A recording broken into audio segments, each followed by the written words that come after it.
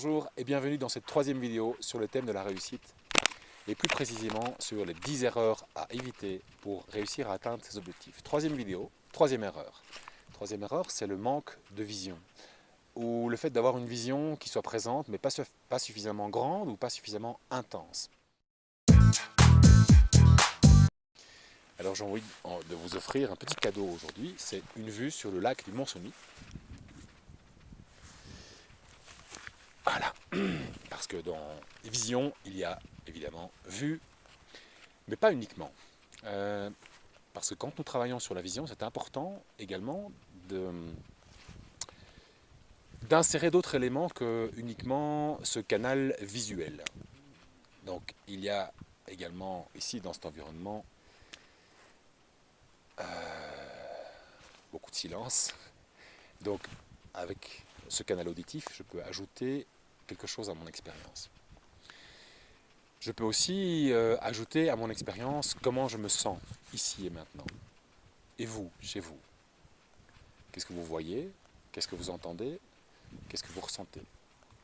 Donc ces éléments-là, ces trois éléments-là, c'est important de les incorporer dans votre vision.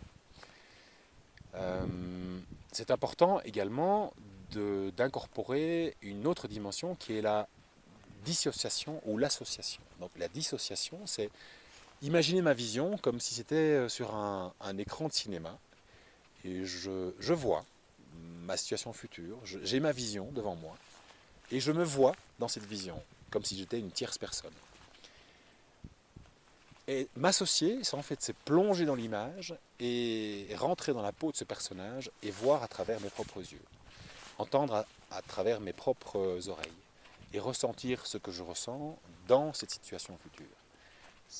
Vous verrez, si vous faites le travail, si vous faites l'exercice, vous verrez de quelle manière ça peut enrichir votre expérience. Ensuite, ajoutez-y du mouvement dans cette vision. Et si vous faites ce travail sur ces trois canaux, visuels, auditifs et kinesthésiques, que vous rentrez dans la peau de votre personnage et que vous associez à son expérience, et que vous mettez de mouvement, en fait, vous allez imaginer votre situation future comme si vous y étiez.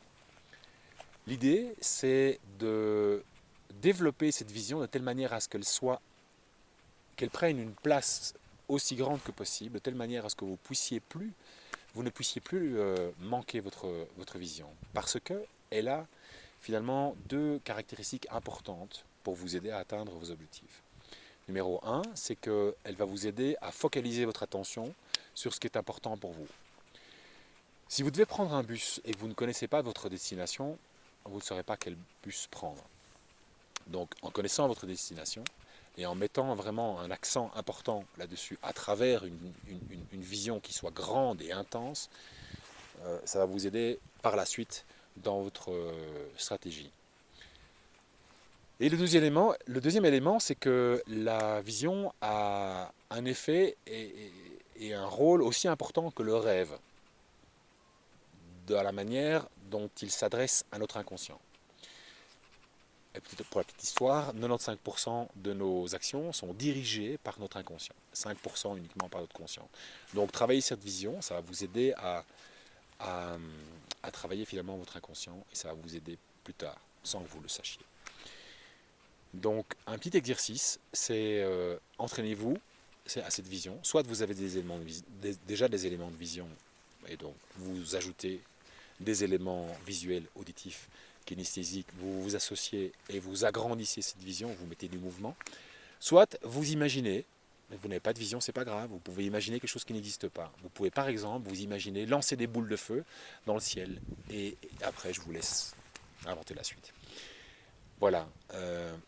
Bon exercice, bonne expérience et nous nous retrouvons dans la quatrième vidéo où je vous parlerai de la formulation des objectifs. A très bientôt et merci pour votre écoute.